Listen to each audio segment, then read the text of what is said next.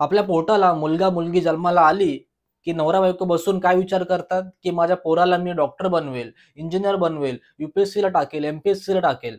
पण कधी आई वडील बसून असा विचार करत नाही की माझी पोरगी माझ्या पोराला जे काय आवडत असेल त्याचा किंवा तिचा जो काही छंद असेल तो छंद पालक म्हणून आपण जोपासू. त्यांना जे काय बनायचे ते आपण बनवून देऊ. पण आपण काय बिंडोकपणा करतो? आपण आपल्या पोराला अंगणवाडीत टाकतो, पहिलीत टाकतो, 1ली ते 10वी तो शिक्षण घेतो.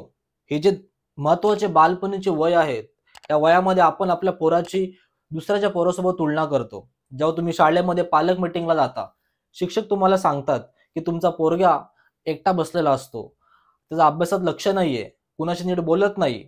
मग आपण काय करतो? आपण आपल्या पोराला विचारतो, तुला अभ्यास करायचा नाहीये का? तू माझं नाव खराब का करतोस? तो बब्या, तो अक्षय, तो रोहित किंवा ती साक्षी, ते बघ कशा अभ्यास करतायत, तुला अभ्यास करायला काय होतं? पण याच्या जागी आपण त्या मुलाला किंवा आपल्या मुलीला असा महत्वपूर्ण प्रश्न विचारत नाही की तुला काय आवडतं, तुला काय बनायचंय, तुझा छंद काय, डोळे बंद केल्यावर तुला काय बनायची इच्छा होते. असे अतिशय महत्वपूर्ण प्रश्न आपण ह्या लहानपणाच्या वयामध्ये आपल्या मुलांना विचारत नाही. आपला एकच बिंडोकपणा, एकच भिकारचोटपणा चालू असतो, तो आपल्या मुलाचा दुसऱ्यांच्या मुलासोबत तुलना करणं. जर पाटलाचा मुलगा डॉक्टर झाला, जर पाटलाची मुलगी डॉक्टर झाली, MPSC मध्ये बसली, UPSC मध्ये बसली, तर माझा मुलगा सुद्धा डॉक्टरच झाला पाहिजे, माझी मुलगी सुद्धा इंजिनियरच झाली पाहिजे. ह्या अतिशय नीच विचारसरणीचे आई वडील आजच्या महाराष्ट्रामध्ये आहेत असं मी स्पष्ट बोलेल. आणि अशाच नीच विचारसरणी मुले एक साधना भोसले, अतिशय शार्प हुशार मुलीचा जीव एका बिंडोक बापाच्या हातातून गेला आहे. ही घटना गुरुवारी घडली. तालुका आटपाडी, गाव नेलकरंजी मध्ये ही घटना गुरुवारी घडली. पण माझी नाईट शिफ्ट असल्यामुळे आज ही व्हिडिओ शूट करतोय. रात्रीचे 11 वाजलेत. पटकन तुम्हाला सांगतो, एक छोटीशी विनंती आहे की जर तुम्ही आतापर्यंत मित्राच्या युट्यूब चॅनलला सबस्क्राईब केलं नसेल तर पटकन व्हिडिओच्या खालचं सबस्क्राईबचं बटन दाबून घ्या आणि मित्राच्या युट्यूब चॅनलला सबस्क्राईब करून घ्या. तर अशाच बिंडोक, नीच, भिकारचोट आई वडिलांच्या अपेक्षेखाली एका अतिशय ब्राईट मुलीचा, विद्यार्थिनीचा जीव महाराष्ट्रामध्ये गेलाय. तिचं नाव साधना भोसले, आरोपीचं नाव धोंडीराम भोसले. हा आटपाडीमध्ये एका संस्थेमध्ये मुख्याध्यापक आहे. याच्या खाली अनेक मुलं शिकतात, म्हणून याच्या डोळ्यामध्ये तुलना करायची घाणेरडी सवय होती. आता ही जी साधना भोसले आहे, हा फोटो तुम्ही बघताय स्क्रीनवरती, साधना भोसलेला 10वीला 95% मार्क पडले होते. ती 12वी शिक्षण घेत होती. नीटच्या तिला डॉक्टर बनायचं होतं. ते नीट जी परीक्षा असते, नीटच्या चाचणी परीक्षेमध्ये कमी मार्क पडले. ही बातमी त्या बिंडोक बापाला समजली. बापाने तिला प्रश्न विचारले, मी तुला एक्स्ट्रा क्लास लावलाय, तुला मी नको नको ते पुस्तकं घेऊन दिलीत, तुला सर्व पुरवतो, तरी सुद्धा दुसऱ्यांच्या पोराला जास्त मार्क कसे पडतात? तू काय दिवे लावते? तुझं लक्ष कुठे? असे अनेक प्रश्न हा धोंडीराम भोसले साधनाला विचारतो.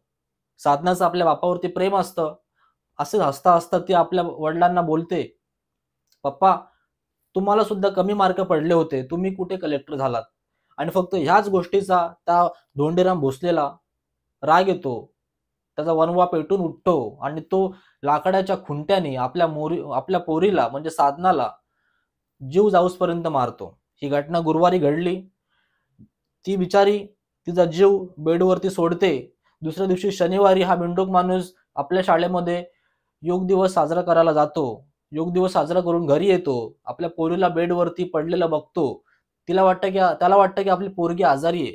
घेऊन तो दवाखान्यात जातो. तिकडे याला समजतं की ह्याने काय शॉट केला, काय दिवे लावलेत. डॉक्टर साधनाला, त्या निर्दोष साधनाला मयत घोषित करते. मग साधनाची आई प्रीती भोसले आपल्याच नवऱ्यावरती FIR करते आणि पोलीस ह्या बिंडोक बापाला, धोंडीराम भोसलेला अटक करते. काय भेटलं या गोष्टीतून? जर त्या धोंडीराम भोसलेने आपल्या पोरीला जवळ घेऊन नीट प्रेमाने सांगितलं असतं, बाळा, तुझं स्वप्न आहे डॉक्टर बनायचं, अजून मन लावून अभ्यास कर, तुला मी अजून मदत करेल, तुला हवं ते पुस्तक आणून देईल, टेन्शन घेऊ नको, अभ्यास कर. त्या साधनाने मनावरती घेतलं असतं. पप्पांचं नाव रोशन करण्यासाठी तिने नक्कीच नीटची परीक्षा क्रॅक केली असती. पण फक्त चाचणी परीक्षेमध्ये मार्क कमी पडल्यामुळे साधनाचा जीव गेला. जर ती डॉक्टर बनू शकली नसती तर ती इंजिनियर बनली असती, IT क्षेत्रामध्ये कॉर्पोरेटमध्ये आली असती किंवा कुठल्या तरी NGO ओपन केला असता, काहीतरी बनली असती, पण ह्या शार्प मुलीचं आयुष्य उद्ध्वस्त झालं नसतं. तर अशा अनेक बिनडोक बाप आई वडील या महाराष्ट्रामध्ये आहेत. त्यांना माझी एकच विनंती आहे, तुमचे स्पर्म वेगळे असतात, तुमचं रक्त वेगळं आहे, त्यामुळे तुमचे मुलं वेगळे असतील आणि तुमच्या मुलांची तुलना तुम्ही दुसऱ्या मुलांसोबत करताय, याच्यापेक्षा बिनडोकपणा तुम्ही काहीच करू शकत नाही. त्यापेक्षा आपल्या मुलाला विचारा, त्याच्यासमोर पुस्तक ठेवा, त्याच्यासमोर बॅट बॉल ठेवा, त्याच्यासमोर अ, अजून ऑप्शन ठेवा, त्याला विचारा की तुला ह्याच्यातलं काय करायचंय. मग तो आपल्या मर्जीने किंवा ती आपल्या मर्जीने जे निवडेल, बॅट निवडली किंवा खो-खो निवडला किंवा कबड्डी निवडली किंवा तिला आर्मीत जायचंय, त्याला काहीतरी सायंटिस्ट बनायचंय, तर त्याला त्या क्षेत्रामध्ये त्याचं आयुष्य, करिअर घडवण्यास पालक म्हणून आपण त्याला प्रोत्साहन करा.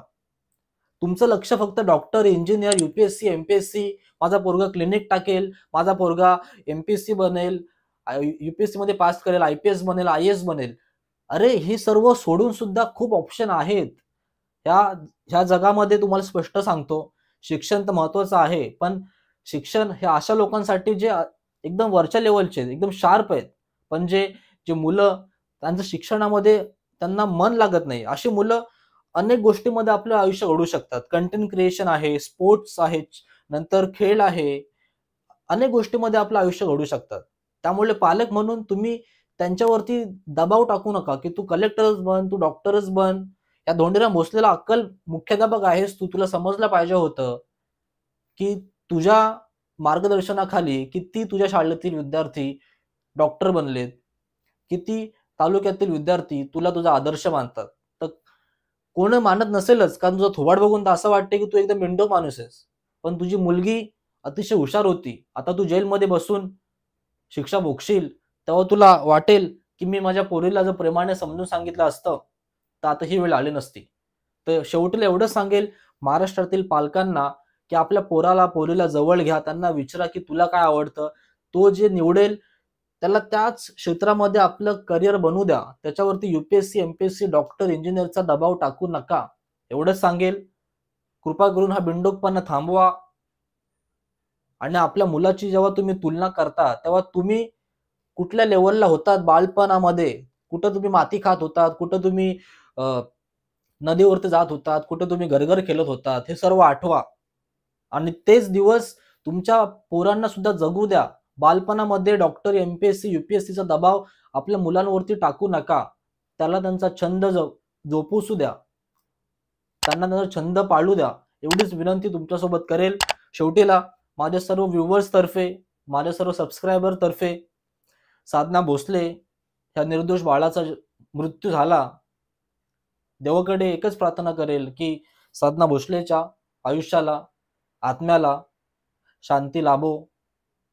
एवढं बोलून ही व्हिडिओ मी इथेच संपवतो. जय महाराष्ट्र.